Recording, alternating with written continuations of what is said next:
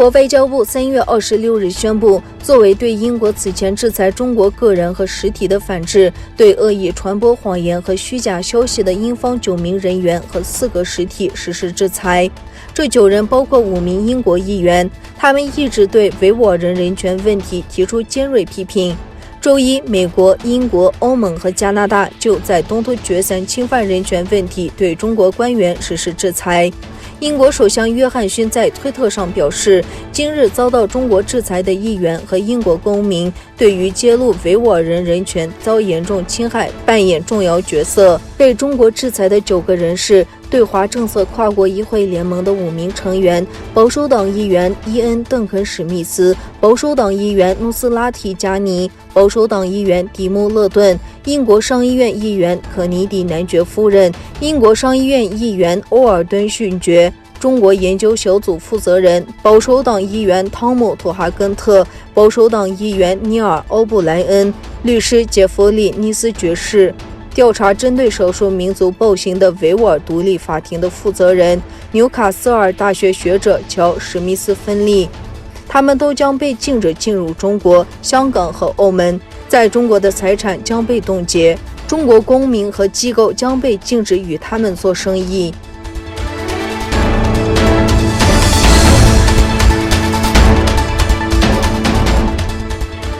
印度尼西亚的一群学生举行示威活动，呼吁中国停止对维吾尔人的侵犯人权和暴力行为。3月26日，伊斯兰学生联盟的一群成员在首都雅加达的中国大使馆前举行了示威活动。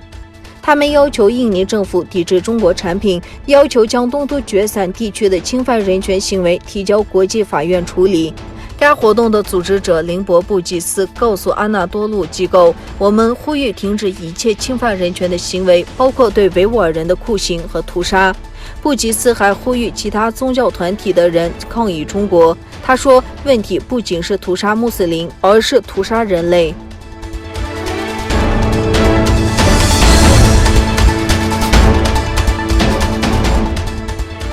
白宫周五批评中国从侵犯人权中获利，并表示将密切关注强迫劳动问题。此前，美国和一些跨国公司承诺不使用东突厥三地区的棉花。在中国官媒鼓励下，中国消费者对这些公司展开了抨击和抵制。白宫发言人沙奇星期五在新闻发布会上批评中国把外国公司对其市场的依赖当作武器来使用。在我们看来，国际社会应反对中国将私营企业对其市场的依赖武器化，来扼杀言论自由，并遏制合乎道德的商业行为。他在回答有关中国正在承诺不使用强迫劳动生产的产品的公司施加压力的报道的问题时说，这位发言人说，这是我们正在密切关注的事情。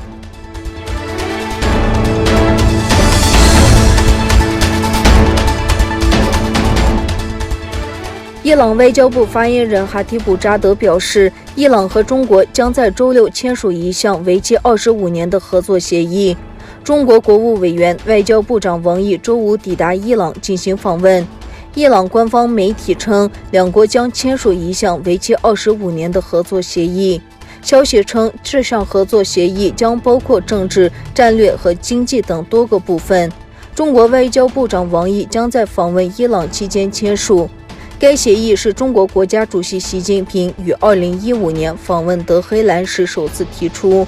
伊朗外交部发言人卡蒂布扎德说，该协议设定两国在各个领域合作的经济标准，以及伊朗参与中国“一带一路”项目的路线图。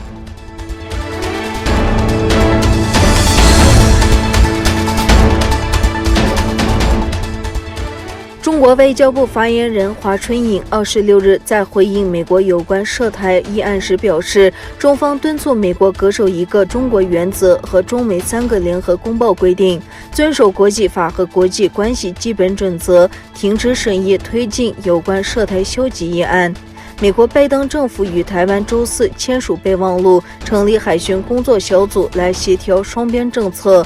这个海巡工作小组是一个新平台，由美国在台协会和美国台北经济文化代表处指派美国海岸防卫队及台湾海巡署，促进沟通，建立合作关系，并分享资讯。双方也会在保护海洋资源、减少非法、未报告及不受规范之渔业行为，并参与海上联署搜救及海洋环境污染应变活动等领域合作。